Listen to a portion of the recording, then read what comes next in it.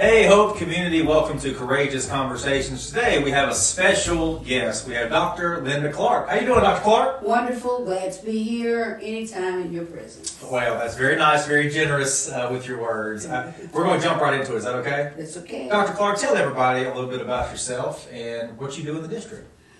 Well, a little bit about myself is I have a love for children. I also have a love for education.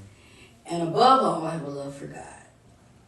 And if you really want to wrap me up in a bundle, if you put God at the head and children next, my love for education, that's the order. So I've seen you live that out in multiple different ways. I've seen you lead funeral services. I've seen you be out in the community delivering goods. I've seen you helping us transport students to different facilities. I mean, you truly do embody being all in. So can you talk a little bit about what it means to be all in for Hope Public Schools and for our students? All in is having the ability to listen, having the ability to follow leadership, and above all, watching us come from the bottom and going to the top. I've been around long enough that I know that it can be done, but it takes an all-in effort from everyone to make it happen. Turning our schools into a pot of gold for our community is what I'm really here. That is really what I want to see happening in our schools. So you've been in the district for quite some time, right? Quite some time. Quite some time. So tell me a little bit about what you love so much about social work. Because you're the district-wide social worker, which means you touch a lot of different schools and do a lot of different things, but above all, you're taking care of kids and families. So tell me a little bit about that. Knowing is the key. Gathering information and acting upon the information that you gather. So Jeff Madlock would call that surveying.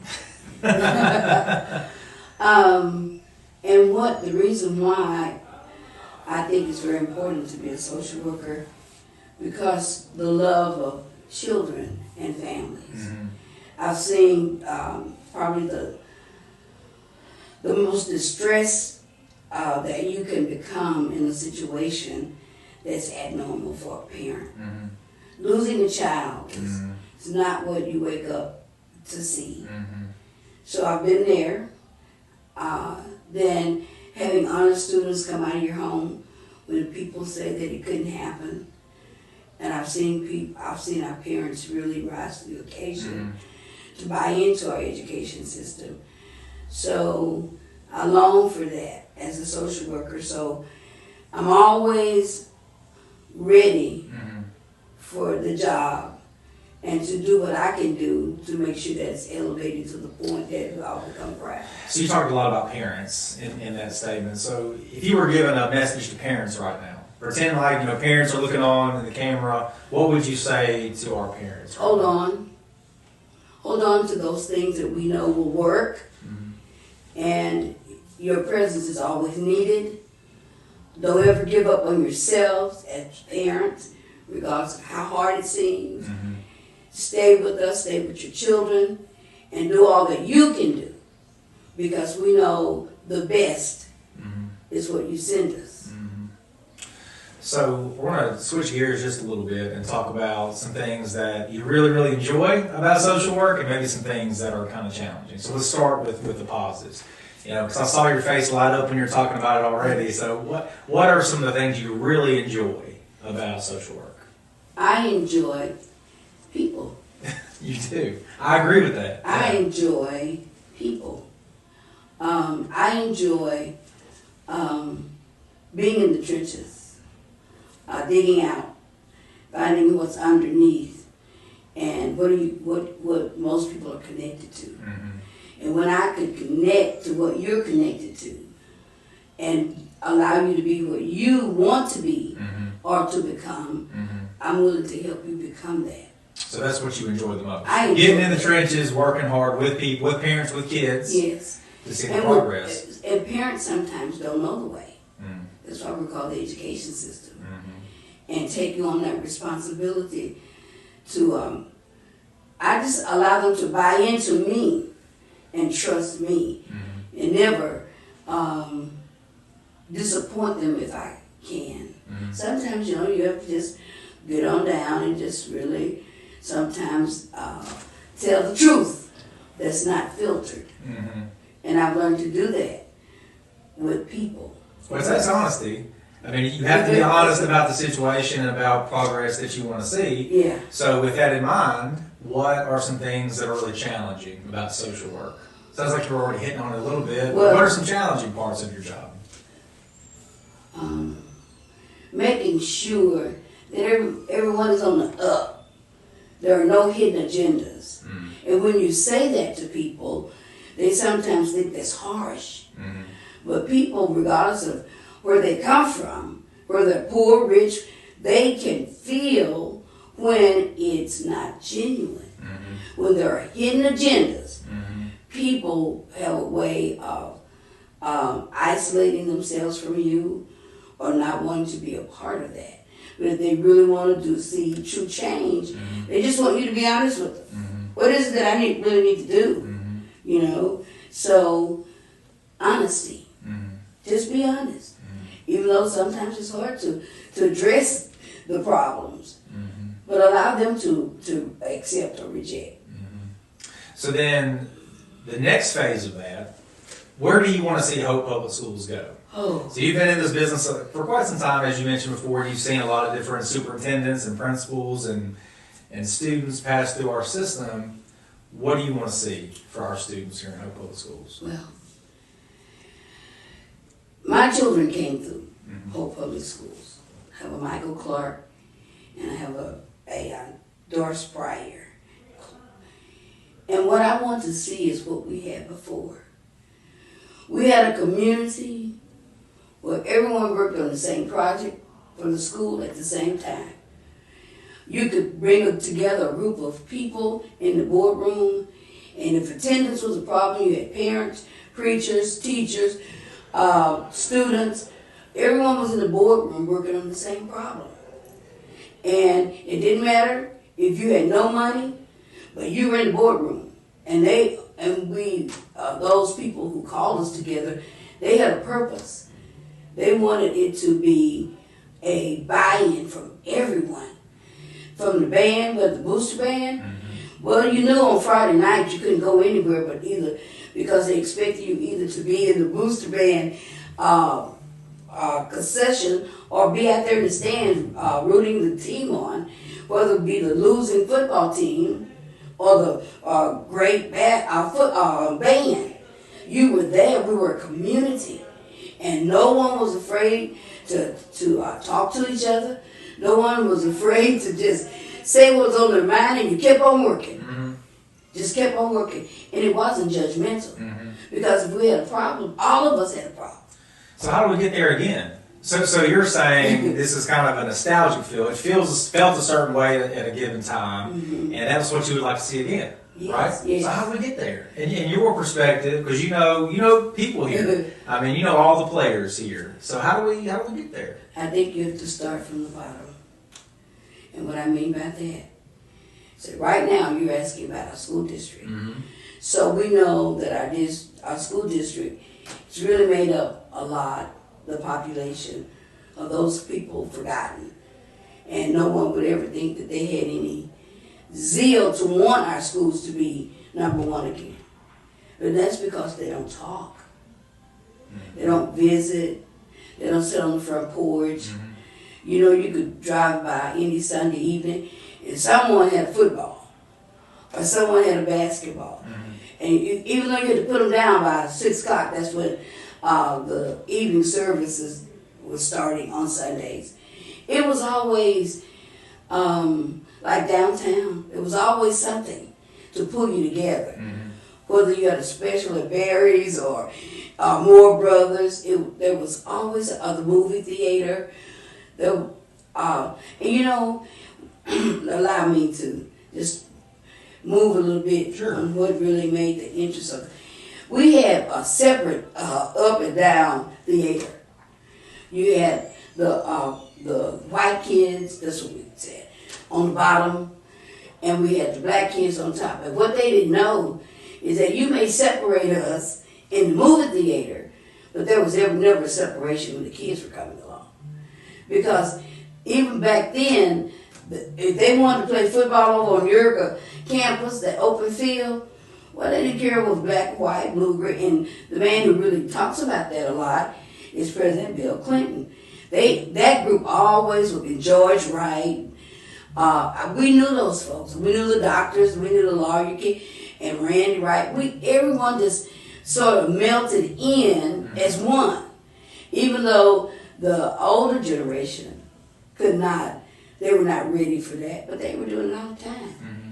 You know, we just sort of laughed at them, especially when I got to college. Johnny Young and all of us were there on SAU campus, and we were not strangers. Yeah. Even though the community thought we were, but we had a way that we met up and we talked, because even though my mom was working in Johnny's kitchen, Johnny Young's kitchen, E.P. Young, my mom was we were always a part of the family. Mm-hmm. And we became an extended family for each other. So that's what I'm saying to you. So your mind is about relationship? Yes. Because now, I mean, we're in a time, a day and age where, in theory, race relations would seem to be more progressive, at least. I mean, that's kind of the arc of history. That's what we would say. But you say maybe not as much because of relationship. Is that right? Yes. So can you talk a little bit more about relationship? Because I've heard multiple people say something similar, but it all boils down to the relationship piece. Yeah. Well, once again, the hidden agendas. From people in the community, from leadership, from everywhere. You know, let me tell you something. But I believe you have to just be upfront. I believe that the situation with integration has worsened. Look, we prepared ourselves to understand. There were sermons in the pulpit. The music was reflective of the time period. And now, I don't know what they sing. You know, I don't know what those songs are most time, because the lyrics, I came up with Amazing Grace.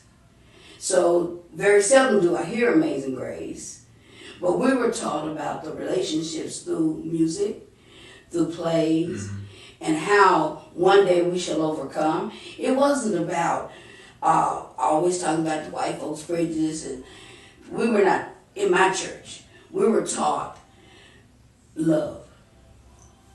It's about love. Mm-hmm. You have to love our town. You have to love what we do. Mm-hmm. And I know we're also critical about what we don't have here and how everybody's moving away, or I look at the football team, you know, and very seldom do you see all of us working together. You know, I miss the kids that went to Spring Hill. Mm-hmm.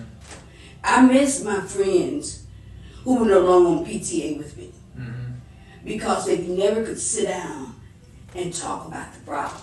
How do we correct it? What is the solution? If the kids are not doing good in the bathrooms, close them down.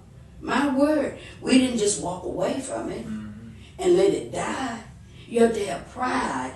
You have to know that you can make it happen. And we, at one time, that's what we did. Everyone worked together. I can remember the integration so vividly. And we worked to make it smooth. They came over to Yerga, and we chose the cheerleaders, and we did it all together. The football team, the president, the student council, and it was never a hidden agenda. We just wanted it to be smooth. So can you talk, so that's a really smooth transition, I think, to one of my last questions, right? Can you talk a little bit about your connection to Yerger and the Yerger alumni group and some of the work that you've done over the years there, and just how important that is to the Hope community? Well, 1969 was the last class, and I was a part of that last class. Yes, I can remember it like it was yesterday. That's the last class for Yerger? For Yerger. And I can remember my sister had a freedom of choice. I think that's what the word was that they used. If you wanted to go to Hope High, or you wanted to stay at Yerger, or whatever school, they gave you a choice of where you went. Yeah. So my sister was already at Hope High, but I wanted to stay because it was time for the closing of the school, and I wanted to be a part of that. And I loved Yerga. And Yerga meant a lot. During the time, what I'd like to leave with everyone is the legacy of who we were and what we are now. We were always taught to give the best of yourself, and the rest will fall in line. And that is what I remember so much from Yerga. I remember the legacy. I remember what we were told. I remember that it was never a hate scene. It was always getting ready. You have to get ready for the change. You have to get ready for the change. Some things you have to let go of, but some things you hold on to. And I just believe that so many people have forgotten how to communicate. Yeah. That's the key. You must be able to communicate. Be honest. Yeah. You know, and if I can't be honest with you, you will never know who truly I am and where I need to be and what I need to be doing to make it happen. So you mentioned very early on, you obviously mentioned transparency and being honest, but another thing that you mentioned was listening. Oh, yeah. So I think those things probably go hand in hand if you're trying to make true progress. So what role does being an active listener play in all this? Well, I'm always listening. When I'm talking, I'm listening. When I'm watching you, I'm listening to your heartbeat. Your heart is what connects you to me. Listening is so very important. And I want to say this. The scripture tells us that we must learn to listen. And listening empowers the other person to trust you. That's true. And if you can't listen to me, regardless of what state I'm in, and help me solve the issue or buy into the issue, then we'll never get where we're going. But we must be able to listen and let go of those things that so easily beset us. And I found that to be true with you. I mean, we've had, I was excited about this conversation one-on-one with you and for the benefit of the cameras, but we've done this just sitting down talking about, the state of social work, the state of the district, where we're going. And I do find that to be true. I mean, you listen and you want to come to solutions. And sometimes those conversations are difficult because we have to change things. Yes, sir. You can't do the same thing over and over again and expect a different result. That's literally, the definition of insanity. That's the famous quote. So then my last question is this, okay? If you're going to leave a lasting imprint with your legacy in Hope Public Schools, what would you want your legacy to be? She never forgot her faith. She never let go of her faith. I'll always believe that we can grow hope. I love hope. I love hope. And it's obvious I don't have to be here. I didn't have to stay here.